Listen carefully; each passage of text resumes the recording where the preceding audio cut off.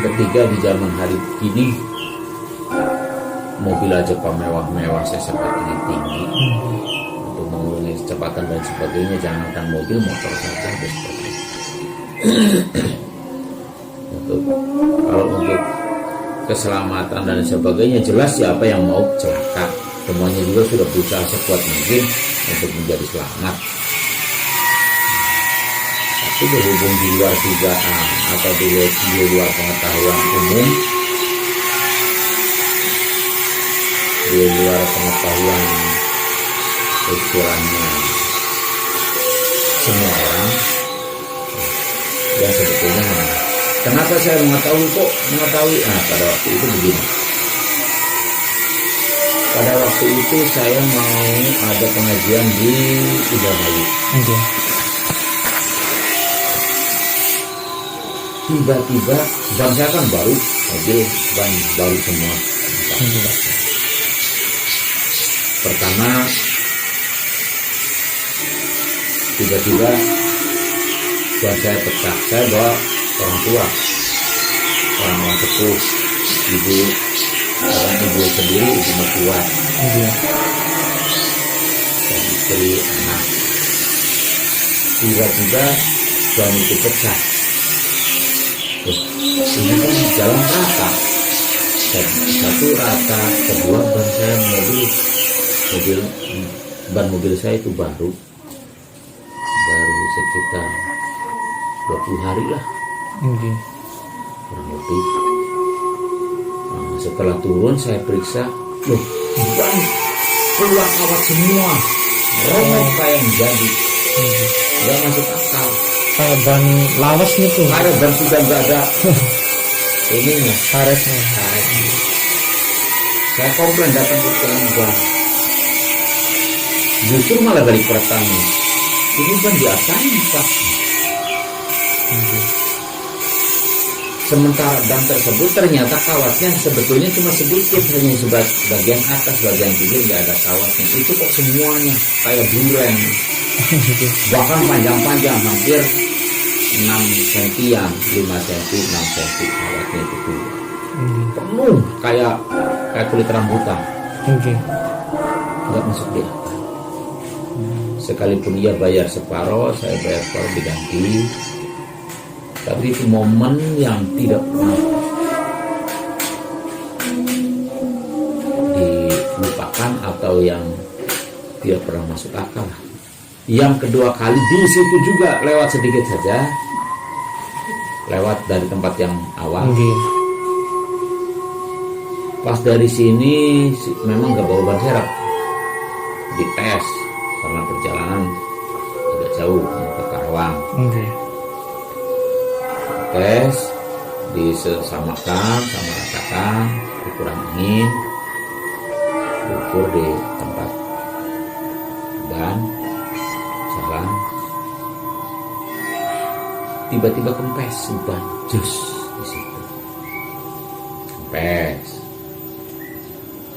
Nah, setelah itu saya berhenti, saya periksa, kempes satu, tetap sama yang kemarin, yang baru. Ban yang baru yang berhubung ke ban serep, tiba-tiba saya lagi mau latihan kendaraan, udah gitu malam lagi sekitar jam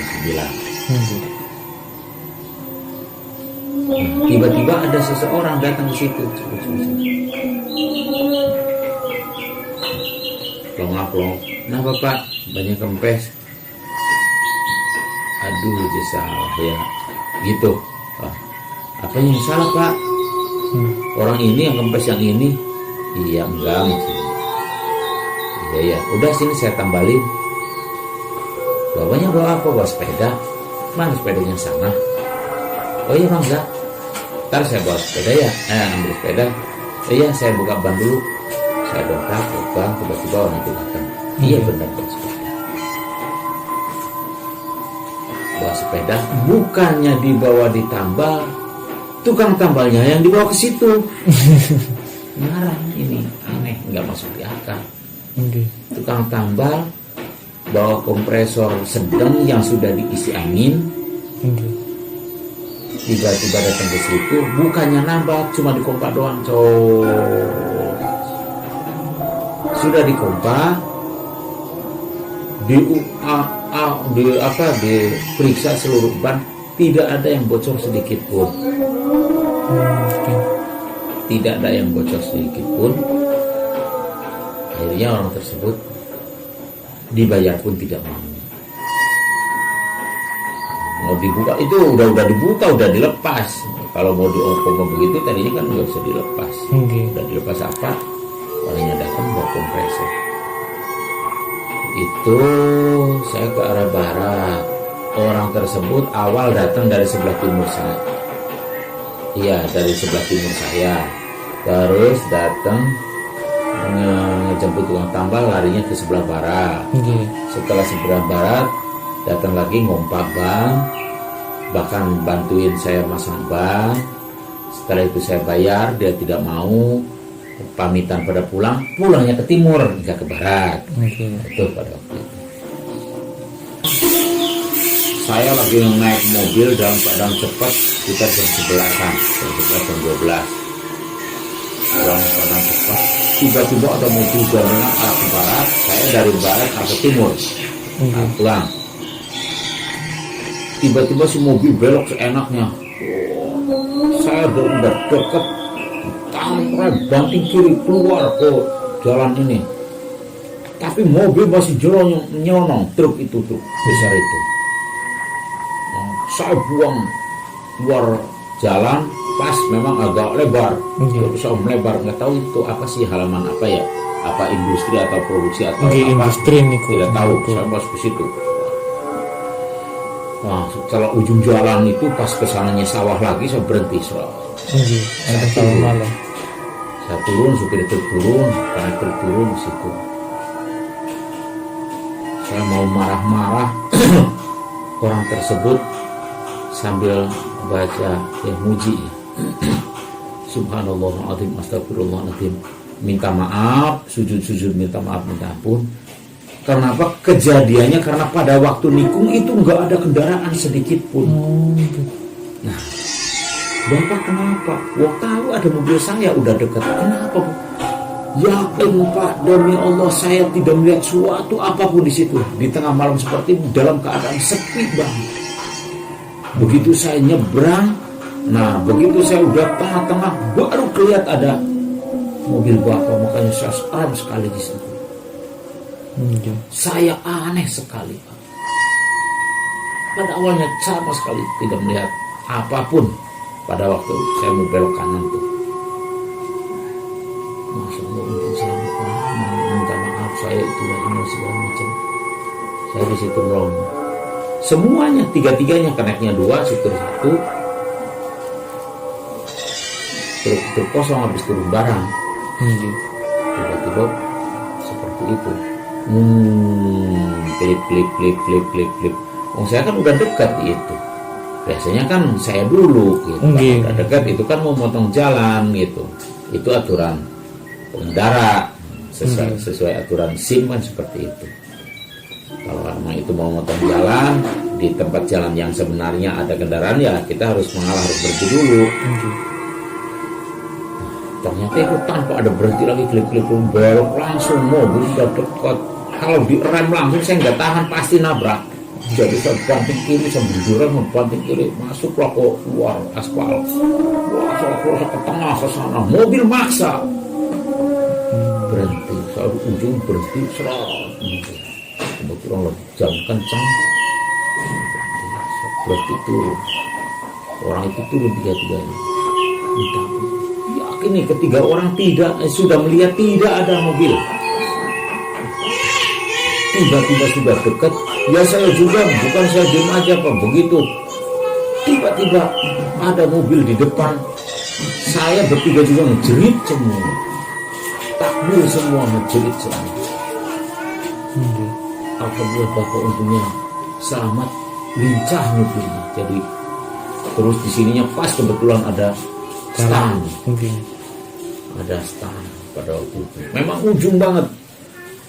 Ini belokan, nah di sini ada agak lebar, Iya, masuk sini, jos, wah serapat. dalam keadaan cepat. Mobilku ngono. Wah, salah pulau. Memang mobilnya yang khawatir sebab sedan. Nggih. Setelah merenung di situ sambil ngobrol, masya Allah ya, supir itu berhenti. Akhirnya sih pada nginum bang nih kono, pada nginum dong ngeleper, jantung apa, stres, kalap, shock. Pada minum apa, pada akhirnya alhamdulillah berhubung kita orang muslim itu kan, ya kalau yang sudah, kalau udah selamat sih ya udah kita saling maafkan. Kok bisa seperti itu? Saya tanda tanya. Begini aja Pak, kita sambil iseng-iseng sambil nunggu, kita cari apa sih alasannya. Kok sampai tidak melihat ada kendaraan, berarti ada sesuatu yang ganjil. Kita cari aja titik temunya di mana. Nah, ya benar-benar Ustaz, saya juga pengen tahu. Yuk. Ya, ikutan terus. Ternyata temulah salah satu titiknya, di situ ada pusaka yang betul-betul mungkin dulunya dipakai untuk seperti itu. Kesaktian. Menyalahkan orang, pusaka. Bukan menyalahkan orang. Kangge kesaktian. Iya, kesaktian itu badan punya orang. Cuma kebetulan mungkin ada yang tahu dan ada berusaha untuk ngambil. Hampir juga selesai, hampir juga didapatkan. Dia keburu mempunyai prinsip atau tekadnya bahwa ini tidak bisa diangkat. Akhirnya muncul, setelah muncul ditinggalkan. Nah itulah di situ jadi. Berarti ini kok pusaka sampun muncul? Ya sudah ada di situ, tinggal diambil. Ya bahkan niku efek pembangunan enten mall teng mriku. Bisa jadi dari kalau mall justru itu memperdekat korban.